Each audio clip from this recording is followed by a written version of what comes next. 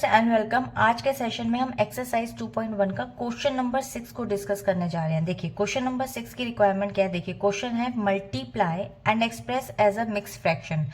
जैसे कि मैंने पहले भी कुछ वीडियोस में आपको बताया हुआ है कि मिक्स फ्रैक्शन को हम कैसे बनाते हैं, मिक्स फ्रैक्शन को हम किस तरीके से बीच में ऊपर नीचे कौन सी वैल्यूज कहाँ से लाते हैं, कैसे लिखते हैं, उसका सब तरीका मैं दोबारा से आपको इसी क्लास में बताऊंगी।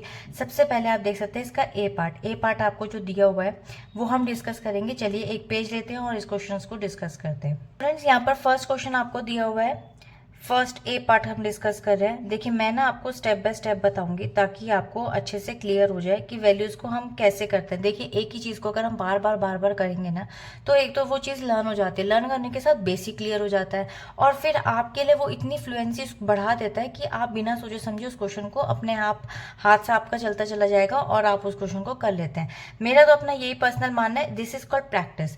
तो प्रैक्टिस मैं आपको करा रही हूँ, बस आपका काम है इसको नोट डाउन करना ताकि आपके भी हैंड जो है ना उसकी मूवमेंट हो जितना मैं आपको समझा रही हूँ और आपको भी ऑटोमेटिकली वो प्रैक्टिस हो जाए। सबसे पहले हम इसके फर्स्ट क्वेश्चन को डिस्कस करें और इसके फर्स्ट क्वेश्चन के ही हर एक स्टेप को मैं आपको लिख के बताऊंगी। देखिए सबसे पहले 3 है, 3 को मल्टीप्लाई करेंगे। अब देखिए मिक्स फ्रैक्शन को कैसे चेंज करते हैं। सबसे पहले 5 को 5 से मल्टीप्लाई करते हैं और 1 इसके अंदर रिमाइंडर जो होता है ऊपर उसको हम करते हैं एडिशन। तो हम लिखेंगे यहाँ पे 5 multiply by 5 and then plus 1। Simple आप पूरा इस तरीके से लिख के एन अपॉन में 5। यही एक स्टेप है जिसको हम स्टेप बाय स्टेप मैं आपको बोल रही हूँ कि करने के लिए। अब सबसे पहले एक स्टेप यहाँ लिख लेते हैं। देखिए 3 एंड देन मल्टीप्लाई, 5 को 5 से मल्टीप्लाई कर लीजिए, 25 हो गया। 25 में 1 को ऐड कर दीजिए। आप चाहें तो इसको देखिए मैं आपको डायरेक्ट नहीं लिख के दे रही हूँ, आपको स्टेप बाय स्टेप लिख के देती हूँ, ठीक है, तो आपको कंफ्यूजन नहीं रहेगी। अब आप ऐड करके लिख दीजिए इस तरीके से। जब आप इसको ऐड करके लिखेंगे, नाउ इन दिस केस अब आप देखिए यहाँ पर टेबल ट्रिक को यूज कर सकते हैं। 26 मल्टीप्लाई बाय 3, आप यहाँ पे वैदिक मैथ्स की टेबल ट्रिक को यूज कीजिए। 6 3 जो होता है 18 एंड 3 को 2 से मल्टीप्लाई कीजिए, वो होता है 6। अब 8 को आप एज इट इज रख दीजिए और 6 और 1 को ऐड कर लीजिए तो वो हो जाएगा 7। सो 78 will be the right answer. यहाँ लिख लीजिए 78 अपॉन में 5। अब देखिए आपका यहाँ पे न्यूमरेटर बड़ा है, when the numerator is basically greater than the denominator तो इम्प्रॉपर होता है और जब इम्प्रॉपर होता है तभी हम इसको मिक्स फ्रैक्शन में चेंज करते हैं। उसके लिए भी मैं आपको एक बार यहाँ पे फर्स्ट क्वेश्चन में डिवीजन बता देती हूँ, फिर आप इसको डायरेक्ट भी कर सकते हैं। जैसे 5 1 सा 5 माइनस करा 2 और ऊपर से एक डिजिट ली 8, सो 5 5 हो जाएगा यहाँ पे 25 एंड अगेन माइनस करा तो आ गया 3 रिमाइंडर है। ये आपका क्वेश्चन है, ये आपका डिवाइजर है। तो मैंने अभी आपको लास्ट वीडियो के कुछ क्वेश्चन में बताया था जिसमें एक मिक्स फ्रैक्शन का जो आपको फॉर्मूला बताया था, इन विच क्वेश्चन हमेशा बीच में आता है, रिमाइंडर ऊपर आता है और डिवाइजर हमेशा नीचे आता है। तो इस तरीके से ये आपका मिक्स फ्रैक्शन में वैल्यू चेंज हो गई। सो आई होप इतना आपको क्लियर हो गया होगा।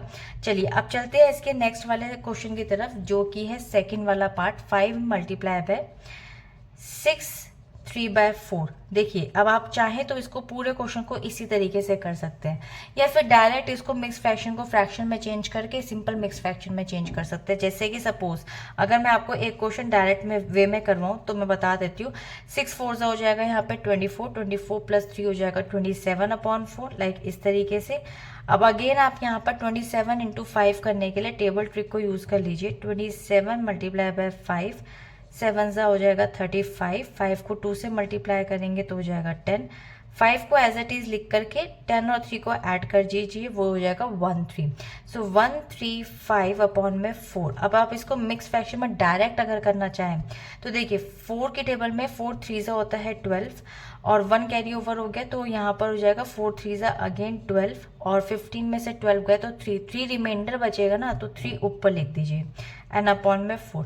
ये हो गया डायरेक्ट। इस तरीके से भी आप डायरेक्ट क्वेश्चन को सॉल्व कर सकते हैं इफ यू नो कि हाउ टू कैलकुलेट। तो ये एक फास्टर वे था, ठीक है। तो चलिए आप चलते हैं इसके नेक्स्ट क्वेश्चन की तरफ। इसका सी पार्ट देख लेते हैं। सी पार्ट के अंदर अब आप इसको देखिए इस तरीके से भी कर सकते हैं, one step by step simple. 7 multiply यहाँ पर 2 multiply by 4 and then plus 1 upon 4, एक स्टेप हो गया आपका। उसके बाद 7 मल्टीप्लाई बाय 2 इंटू 4 हो जाएगा 8 प्लस 1 एंड देन अपॉन 4। उसके बाद 7 मल्टीप्लाई बाय 9 अपॉन 4। उसके बाद 9 7 सा होता है आपके पास 63 अपॉन 4। और अब आप चाहें तो इसको डायरेक्ट कर सकते हैं, 4 1 सा 4। उसके बाद 2 आपका कैरी ओवर चला गया 23, तो नहीं आता, लेकिन 20 ज़रूर आता है। तो 4 5 हो जाएगा 20, 23 में से 20 गए तो 3 आपका रिमाइंडर ऊपर एंड देन 4। ये आपका हो गया यहाँ पे मिक्स फ्रैक्शन में change and this is the answer. So I hope ये क्लियर हो गया होगा। चलिए डी वाला पार्ट भी इधर ही डिस्कस कर लेते हैं, छोटा सा ही है। देखिए 4 एंड देन मल्टीप्लाई 6 1/3, तो इसको भी आप ऐसे लिख लीजिए 4 एंड देन मल्टीप्लाई 6 3 हो जाएगा 18 + 1 19 अपॉन में 3। देखिए मैं आपको दोनों तरीके से बता रही हूँ। अब आप अगेन यहाँ पर टेबल ट्रिक को यूज कर सकते हैं। If you have any doubt in dodging की 19 4 तो सिंपल इसको 9 4 हो जाएगा आपके पास यहाँ 36 एंड 4 1 4। 6 को एज इट इज लिख के इन दोनों को ऐड कर लीजिए, हो जाएगा 76 आपके पास 76। तो 76 आपके पास आ गया, आप इसको यहाँ लिख लीजिए 76/3। अगेन न्यूमरेटर अगेन बढ़ाइए, ऑब्वियसली आपको वैसे भी सारे डिजिट मिक्स फ्रैक्शन में करने हैं। सो 3 2 हो जाएगा यहाँ पे 6, 1 कैरी ओवर 16 बना, तो 3 5 होता है 15 का 1 रिमाइंडर बच गया and upon 3 and this is the mix fraction value 25 1/3 will be the right answer. तो ये क्लियर हो गया होगा। चलते हैं अब इसके नेक्स्ट वाले पार्ट ई पार्ट की तरफ। देखिए ई पार्ट में 3 1/4 मल्टीप्लाई बाय 6, यहाँ पर आपको थोड़ा सा चेंज है, तो 3 × 4 एंड प्लस 1/4 मल्टीप्लाई बाय 6। आप स्टेप बाय स्टेप कर लीजिए। 4 3 12 प्लस 1/4 मल्टीप्लाई बाय 6। 6/1 भी कर सकते हैं अगर आपको अपना बेसिक में प्रॉब्लम आ रही होगी कि 6 न्यूमरेटर है या डिनोमिनेटर। ये बहुत बार स्टूडेंट्स के साथ होता है।